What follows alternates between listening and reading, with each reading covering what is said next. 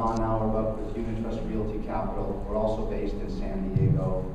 We provide lending, investments, and opportunities in commercial and residential real estate. We operate primarily on the West Coast, but we've been making forays into the Midwest and in parts of the East Coast also. You've all heard the adage, I believe, that a rising tide lifts all boats. Perhaps you've also heard the converse, that may also be true. And if you've been to Alaska or some other northern climates, you know that when the tide goes out, there's no water in the rivers, and any boat that's anchored there is going to hit the bottom. So what we're looking to do is see how we can kind of smooth out the ups and downs, avoid some of these boom or bust cycles, and thrive through different economic conditions. We'd like to see if we can find models that function as they were designed. One way to do that is to go a little bit beyond the numbers and interpret the quantitative analysis through your experience and the real estate environment. Some of you have read the book Blink by Malcolm Gladwell, and you know it's important to sometimes step back and analyze the numbers through your own common sense and intuition. That will help everyone balance the alpha promises of market-beating returns with the beta reality of the volatility you may need to live through to achieve those kinds of returns. When I speak about deleveraging, basically it's the value of borrower equity in real estate lending. Traditionally, there was a three-legged stool in real estate underwriting: credit quality, income and debt serviceability, collateral, and the resultant equity. The subprime crisis that took place and also had its equivalent in the commercial market resulted from a lot of underwriting standards being loosened in the first three categories. The one factor that was most important that was pretty much disregarded is equity. We see that in the residential subprime world, where borrowers who have problems in those first three categories are given loans even though they have no equity. In the commercial space, we have mezzanine lenders who are going to 90% of the capital stack on acquisition and development pieces at LIBOR plus 300. So if we're going to take risk, we have to be rewarded commensurately with that. Lending at low loan-to-values results in a high degree of borrower motivation and payment certainty. We've seen that in the present market. A-paper borrowers who had all the great credentials have basically given up their properties because they have no equity. They walked away, they turned in their keys, or they've executed a buy and bail strategy where they bought a new home and let the old one go because it's underwater.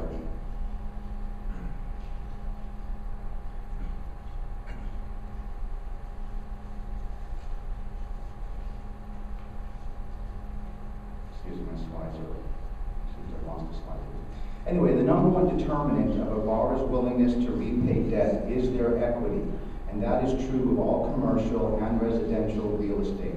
Some commercial examples that are very high profile are a very large apartment complex in Manhattan, Stuyvesant Town, or a trophy group of downtown high-rise office buildings in Los Angeles. The owners turned those in because they had no equity, and a larger equity position would have probably resulted in their keeping those properties or at least fighting to keep them. Here we have a basic risk-reward paradigm by loan-to-value. As the loan-to-value climbs up on the left, you need to get a commensurate return along the bottom, so your yield needs to go up. You just need to be compensated for any additional risk you're taking. This is part of the basic risk-based pricing analysis.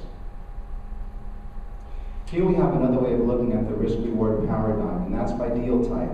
On the left, we have what we call standard deals.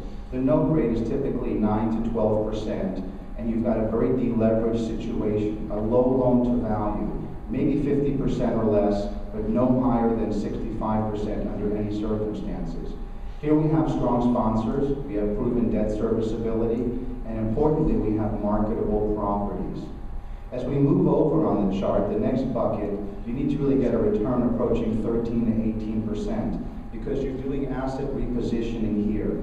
You've got a higher risk reward, but you need to make sure that you're being compensated. Perhaps higher loan to values, loan to costs, weaker sponsors, but some form of asset repositioning is going on here, and you need to have a commensurate return. On the right-hand side, we have deals that are starting to get out of the box. More or less, you're replacing equity with debt. Perhaps there's a clouded exit strategy, the sponsors may be someone or liquid, or you're providing mezzanine debt. But in any case, in this bucket, we're talking about speculative situations, and return needs to be in that 19 to 30% bracket. Whatever aspect of real estate you're involved in, whether we are doing the lending or you're doing investing as an equity partner, the due diligence is just critical, and all these factors need to be addressed. It's the things that you don't know that usually come back are the ones that haunt you or hurt you. So we strongly suggest that whatever it is, you do the due diligence or have managers who can do that for you in all these different aspects. So here are some takeaways about deleveraged real estate lending. You always have two borrowers, the sponsor signing the note and the property itself. Typically, you've got a predetermined yield that's set by the note rate. Not really speculative, it's not dependent on an unpredictable event. Because of that, it's fairly shock resistant and can produce strong, consistent results for your portfolio. Thank you.